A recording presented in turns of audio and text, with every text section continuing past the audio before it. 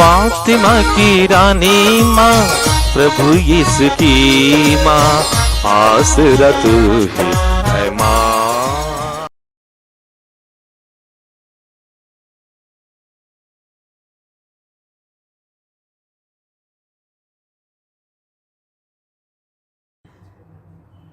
पहला पाठ योब का ग्रंथ, अध्याय 19, पद संख्याएं 1, 23 से 27 तक। योब ने कहा, ओ कौन मेरे ये शब्द लिख देगा? कौन इन्हें लोहे की छेनी और शीशे से किसी स्मारक पर अंकित करेगा? इन्हें सदा के लिए चट्टान पर उत्कीर्ण करेगा? मैं यह जानता हूँ कि मेरा रक्षक जीवित है और वह अंत में पृथ्वी पर खड़ा हो जाएगा। मैं स्वयं अपने शरीर में खड़ा हो जाऊंगा और अपनी आँखों से उसी के दर्शन करूंगा। प्रभु की वाणी। ईश्वर को धन्यवाद। भजन अनुवाक्य। मुझे विश्वास है कि मैं इस जीवन में प्रभु की भलाई को देख पाऊंगा। मुझे विश्वास है कि मैं इस जीवन में प्रभु की भलाई को देख पाऊंगा। प्रभु मेरी ज्योति और मेरी मुक्ति है, तो मैं किससे डरूं? प्रभु मेरे जीवन की रक्षा करता है, तो मैं किससे भयभीत होऊं? अनुवाक्य। मुझे विश्वास है कि मैं इस जीवन में प्रभु की भलाई को देख पाऊंगा। मुझे विश्वास है कि मैं इस जीवन में प्रभु की भलाई को देख पाऊंगा। मैं प्रभु से यही प्रार्थना करता रहा कि मैं जीवन भर प्रभु के घर में निवास करूं और प्रभु की मधुर छत्र छाया में रहकर उसके मंदिर में मनन करूं। अनुवाक्य। मुझे विश्वास है कि मैं इस जीवन में प्रभु की भलाई को देख पाऊंगा। मुझे विश्वास है कि मैं इस जीवन में प्रभु की भलाई को देख पाऊंगा। हे प्रभु, तू मेरी पुकार पर ध्यान दे, मुझ पर दया कर और मेरी सुन। मैं तेरे दर्शनों के लिए तरसता हूँ, मुझसे अपना मुख ना छिपा। अनुवाक्य। मुझे विश्वास है कि मैं इस जीवन में प्रभु की भलाई को देख पाऊंगा। मुझे विश्वास है कि मैं इस जीवन में प्रभु की भलाई को देख पाऊंगा। मुझे विश्वास है कि मैं इस जीवन में प्रभु की भलाई को देख पाऊंगा। प्रभु पर भरोसा रखो, दृढ़ रहो और प्रभु पर भरोसा रखो। अनुवाक्य। मुझे विश्वास है कि मैं इस जीवन में प्रभु की भलाई को देख पाऊंगा। मुझे विश्वास है कि मैं इस जीवन में प्रभु की भलाई को देख पाऊंगा। दूसरा पाठ प्रज्ञा ग्रंथ, अध्याय 3, पद संख्याएं 1 से 9 तक। धर्मियों की आत्माएं ईश्वर के हाथ में है, उन्हें कभी कोई कष्ट नहीं होगा। मूर्ख लोगों को लगा कि वे मर गए हैं। वे उनका संसार से उठ जाना घोर विपत्ति मानते थे और यह समझते थे कि हमारे बीच से चले जाने के बाद उनका सर्वनाश हो गया है। किंतु धर्मियों को शांति का निवास मिला है। मनुष्यों को लगा कि धर्मियों को दंड मिल रहा है, किंतु वे अमरत्व की आशा करते थे। थोड़ा कष्ट सहने के बाद उन्हें महान पुरस्कार दिया जाएगा। ईश्वर ने उनकी परीक्षा ली और उन्हें अपने योग्य पाया है। ईश्वर ने घारियां में सोने की तरह उन्हें परख लिया और होम बलि की तरह उन्हें स्वीकार किया। ईश्वर के आगमन के दिन वे ठूंठी के खेत में धधकती चिंगारियों की तरह चमकेंगे। वे राष्ट्रों का शासन करेंगे, वे देशों पर राज्य करेंगे, किंतु प्रभु ही सदा सर्वदा उनका राजा बना रहेगा। जो ईश्वर पर भरोसा रखते हैं वे सत्य को जान जाएंगे। जो उसके प्रति ईमानदार हैं वे बड़े प्रेम से उसके पास रहेंगे, क्योंकि जिन्हें ईश्वर ने चुना है वे कृपा तथा दया प्राप्त करेंगे। प्रभु की वाणी। ईश्वर को धन्यवाद। जय घोष। Alleluia, alleluia. प्रभु कहते हैं, मेरे पिता की इच्छा यह है कि जिन्हें उसने मुझे सौंपा है मैं उनमें से एक का भी सर्वनाश न होने दूं, बल्कि उन सबों को अंतिम दिन पुनः जीवित करूं। अलेलुया।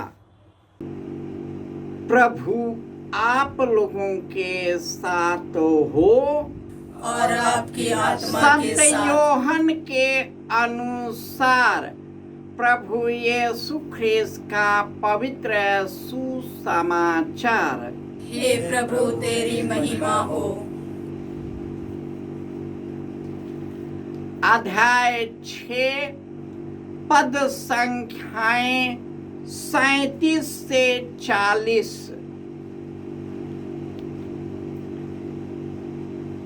यीशु ने लोगों से कहा, पिता जिन्हें मुझको सौंप देता है वे सब मेरे पास आएंगे, और जो मेरे पास आता है मैं उसे कभी नहीं निकालूंगा, क्योंकि मैं अपनी इच्छा नहीं बल्कि जिसने मुझे भेजा है उसकी इच्छा पूरी करने के लिए स्वर्ग से उतरा हूँ। जिसने मुझे भेजा है उसकी इच्छा यह है कि जिन्हें उसने मुझे सौंपा है मैं उनमें से एक का भी सर्वनाश न होने दूं, बल्कि उन सबों को अंतिम दिन पुनर्जीवित करूं। मेरे पिता की इच्छा यह है कि जो कोई पुत्र को पहचान कर उसमें विश्वास करे उसे अनंत जीवन प्राप्त हो। मैं उसे अंतिम दिन पुनर्जीवित कर दूंगा। यह प्रभु का सुसमाचार है। हे क्रिस्त तेरी स्तुति हो। ख्रिस्त में प्यारे भाइयों और बहनों, प्रभु यीशु कहते हैं, स्वर्ग से उतरी हुई जीवंत रोटी मैं हूँ। जो मुझे खाता है वह नहीं मरता है। और यीशु कहते हैं, पुनरुत्थान और जीवन मैं हूँ। जो मुझ में विश्वास करता है वह मरने पर भी जीवित रहेगा, और जो मुझ में विश्वास करते हुए मर भी जाता है वह मेरे साथ जीवित रहता है, वह कभी नहीं मरता। आज हम अपने पुरखों, अपने परिवार के सदस्यों और यहाँ पर जितने लोग आए हैं वे इस विश्वास से आए हैं कि जितने लोग हमसे पहले गुजर गए वे यीशु के पुनरुत्थान के सहभागी होते हैं। और आज हम जब उनकी लिए प्रार्थना करते हैं तो वे ईश्वर की कृपा से भर जाते हैं। उन्हें स्वर्ग में स्थान मिलता है, स्वर्ग राज्य में प्रवेश करते हैं। वे पिता ईश्वर, प्रभु यीशु, माँ मरियम, सभी स्वर्गदूतों और संतों के साथ प्रार्थना करते हैं, क्योंकि धर्मियों की आत्मा ईश्वर के हाथों में है। उन्हें ईश्वर के द्वारा भव्य मुकुट प्राप्त होता है, वह है अनंत जीवन। ईश्वर ने मृत्यु नहीं बनाई, परंतु शैतान की ईर्ष्या के कारण इस दुनिया में पाप आया, पाप के कारण मृत्यु आई और मृत्यु चारों तरफ फैल गया। परंतु प्रभु यीशु इसी मृत्यु के दरवाजे से होकर मृत्यु पर राज करने वाले शैतान को परास्त कर दिया। हमारा यीशु जीवित ईश्वर है। हम जीवित ईश्वर में विश्वास करते हैं और उन्होंने हमसे वादा भी किया है कि जो मुझ में विश्वास करता है मैं उसे पुनर्जीवित कर दूंगा। यीशु ने लोगों से कहा है, पिता ने जिन्हें मुझे सौंपा है वे सब मेरे पास आएंगे और जो मेरे पास आएंगे मैं उसे कभी नहीं छोड़ूंगा, क्योंकि मैं अपनी इच्छा से नहीं परंतु मैं अपने पिता की इच्छा के अनुसार आया हूँ। और जिसने मुझे भेजा है उनकी एक ही इच्छा है कि उनमें से एक का भी सर्वनाश न हो, बल्कि उन सबों को अंतिम दिन पुनर्जीवित करूं, जिससे वे अनंत जीवन प्राप्त कर सके। इस दुनिया में हम जब जन्म लेते हैं तो मनुष्य अपने शरीर से चिपका होता है। मनुष्य से चिपका होता है। मनुष्य इस संसार के चीजों से चिपका होता है, परंतु मनुष्य जिससे चिपका होता है मनुष्य उसी को छोड़ जाता है। हम पापी ही थे, हम कुकर्मी ही थे, हम ईश्वर के शत्रु हो गए थे, परंतु ईश्वर ने हमें इतना प्यार किया है कि उन्होंने अपने एकलौते पुत्र को हमारे लिए अर्पित कर दिया है, जिससे जो कोई उस पे विश्वास करे उसका सर्वनाश न हो। उन्होंने अपना रक्त बहाकर हमारे पापों को शुद्ध किया है और सब पापों को, हमारे सब पापों को रद्द कर दिया है। ईश्वर का इतना गहरा प्रेम है, परंतु मनुष्य कठोर है। इसी दुनिया को, इसी संसार के चीजों को मनुष्य अपने मन की प्रवृत्ति को उसे ढांचे में डालता है और पशु पक्षियों, इस संसार के चीजों और मनुष्य की पूजा और आराधना करने लगता है और सृष्टिकर्ता को भुला देता है।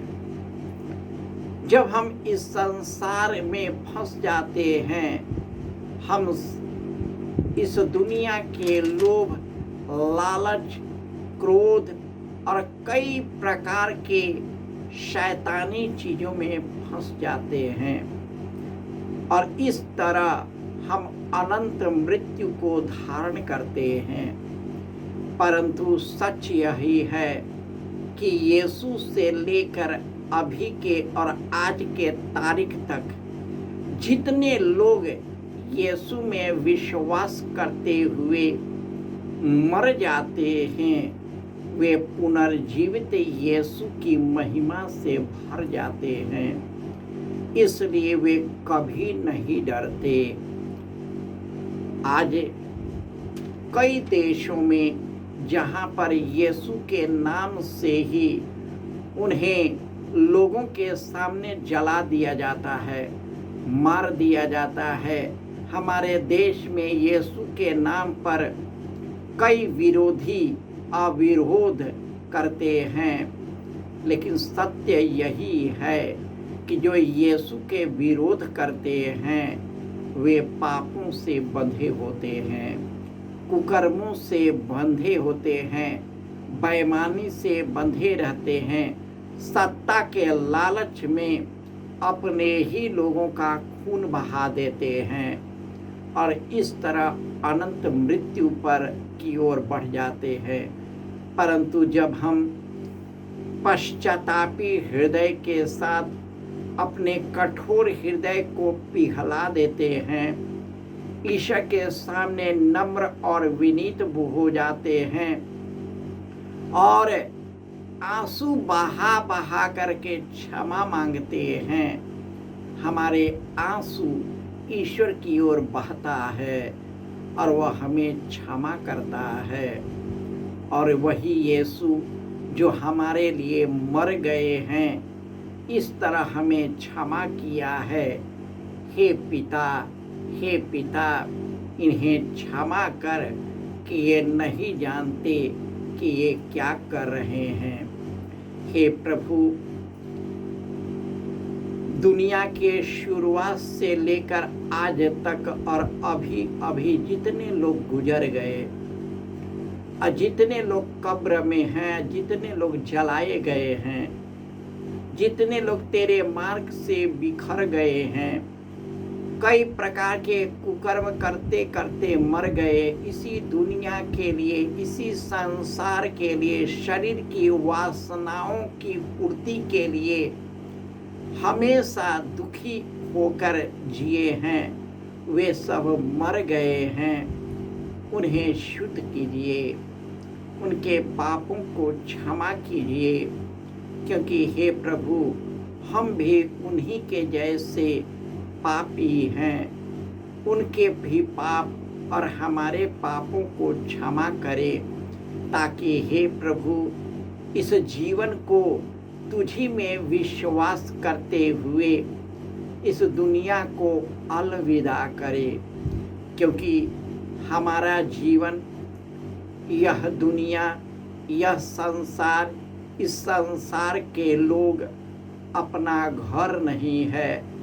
हमारा अपना घर स्वर्ग है और वहीं से आने वाले मुक्तिदाता यीशु के आगमन की तैयारी करते हैं, ताकि जब यीशु आए हम सभी उनके लिए तैयार रहे, ताकि यीशु ने वादा किया है कि हम में से एक भी न भटक जाए और हम उन्हीं के द्वारा अनंत जीवन प्राप्त कर सके।